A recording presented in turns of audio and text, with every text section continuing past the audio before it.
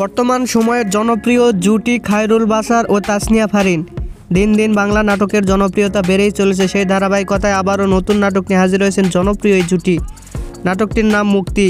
এই নাটকটিতে অভিনয় করেছেন বর্তমান সময়ের আলোচিত অভিনেতা খায়রুল বাশার ও আলোচিত অভিনেত্রী তাসনিয়া ফারিন।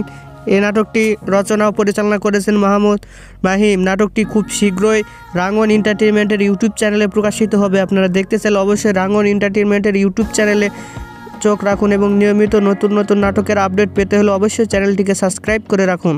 পরবর্তী ভিডিওর জন্য অপেক্ষা করুন।